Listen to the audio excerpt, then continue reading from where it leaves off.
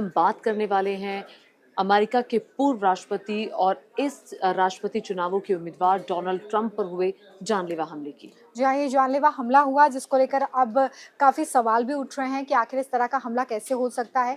इसको लेकर Joe Biden की तरफ से जांच के आदेश भी दे दिए गए हैं, लेकिन बड़ा सवाल यही बना हुआ है कि आखिर पूर्व राष्ट्रपति की सुरक्षा में इतनी बड़ी चूक कैसे हो गई। हालांकि एक बार फिर से ट्रंप की तरफ से चुनावी कैंपेन जो है उसे आज अंजाम दिया गया है। उन्होंने इस सभा को संबोधित भी किया है, लेकिन अहम सवाल जो थी यहाँ पर यही है कि सुरक्षा के कई पैमाने होते हैं। जब आप वीवीआईपी की बात करते हैं, अगर आप पूर्व राष्ट्रपति की बात करते हैं, तो सुरक्षा की कई लेयर होती है। उन सारी लेयर्स को पार करके इस तरीके से हमला करना, ये अपने आप में काफी चौंकाने वाला है और यही सवाल भी खड़े कर रहा है। और ये लापरवाही की एक बहुत बड़ी मिसाल है, क्योंकि अभी जो FBI इन्वेस्टिगेशन कर रही है इस पूरे मामले की, और जो रिपोर्ट्स आई हैं उसके मुताबिक जब ये थॉमस नाम का व्यक्ति है, थॉमस मैथ्यूज नाम का व्यक्ति है, जब ये उस रैली सभा के अंदर जा रहा था तो एक मेटल डिटेक्टर लगा हुआ था।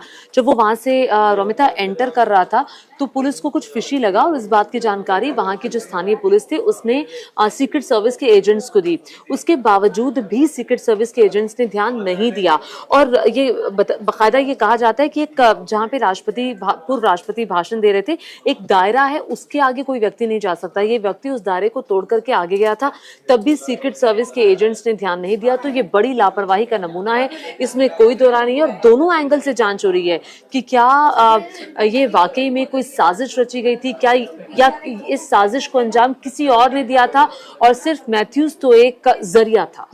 बिल्कुल, एक शख्स की मौत भी हुई थी इस हमले में, और उसका भी कनेक्शन खंगालने की कोशिश इस वक्त FBI की तरफ से की जा रही है।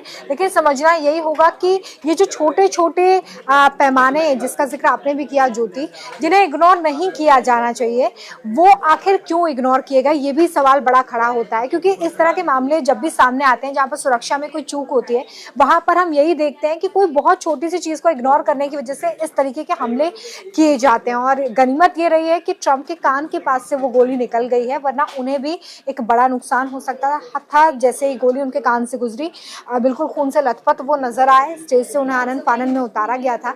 और अब इस पूरे केस को लेकर देखिए, इन्वेस्टिगेशन तो आगे बढ़ रही है।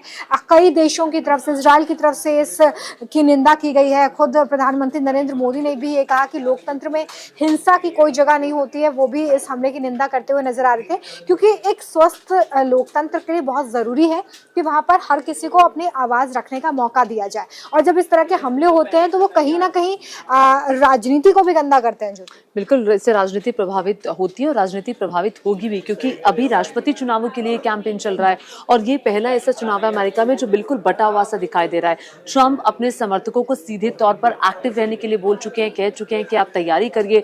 ट्रंप की तरफ से एक दिन का भी अगर आप कहें तो ब्रेक नहीं लिया गया। ये कहा जा रहा था कि हो सकता है कि अपने 2-3 दिन की रैलीज को इंजर्ड होने के बाद वो विराम दे देंगे, नहीं करेंगे, लेकिन वो पहुंचे अपनी चुनावी रैली को संबोधित करने के लिए। वो बता रहे हैं, और वो जो उनकी खून से लथपथ वाली तस्वीर है उसके जरिए दरअसल एक वो संदेश देने की कोशिश कर रहे हैं, वी विल फाइट। आपको याद होगा वो मुट्ठी बंद करके वी विल फाइट वो कह रहे हैं। तो ये दरअसल इस तरह के जेस्चर्स राजनीति में जब भी आते हैं तो ये एक बड़ी छाप छोड़कर जाते हैं। आप याद कीजिए, अगर अपने ही देश की बात कर ले, ममता बनर्जी की एक तस्वीर आई थी जब उनको चोट लग गई थी, एक्सीडेंट उनका हुआ था, तो उस तस्वीर ने भी पश्चिम बंगाल में एक गहरी छाप छोड़ी थी। एक ये छोटा सा एग्जाम्पल है। और जब अपने नेता की कोई ऐसी तस्वीर आती है तो ये एक इम्पैक्ट करता है चुनावों में, और ये बहुत बड़ी हेल्प भी होगी एक किस्म से ट्रम्प के समर्थन में जाती हुई ये लहर दिखाई दे रही है। लेकिन इस बीच में एक सवाल जरूर करना चाहूंगी जो सभी कर रहे हैं अमेरिका में, वो ये कि जब आपके पूर्व राष्ट्रपति कैनेडी के साथ, पूर्व राष्ट्रपति अब्राहम लिंकन के साथ इस तरह के वाक्य हो चुके थे, गन कल्चर की वजह से ही उनकी मौत हुई थी, तो उसके बावजूद वो रिपब्लिकन पार्टी जिसके उम्मीदवार डोनाल्ड ट्रंप हैं, उनकी पार्टी भी गन कल्चर का समर्थन करती रही है, गन कल्चर के कभी खिलाफ खड़ी नहीं हुई। अब इसके बाद उनका स्टैंड क्या होगा? बिल्कुल, देखिए, मुझे लगता है कि FBI अपना जो काम कर रही है उसमें कई फैक्टर्स होंगे, कई पैरामीटर्स होंगे जिन्हें कंसिडर किया जा रहा था। इसमें सबसे बड़ा अहम सवाल अभी तो FBI के सामने यही है कि इसका पूरा मोटिव क्या है, इस हमले का मकसद आखिर क्या है, ये पता लगाने की कोशिश हो रही है। और उसके बाद इस पर भी ये जांच पहुंचेगी कि आखिर अगर गन कल्चर की वजह से हर एक के हाथ में गन है तो बहुत ईजी है किसी को भी टारगेट करना या किसी को भी नुकसान पहुंचाना।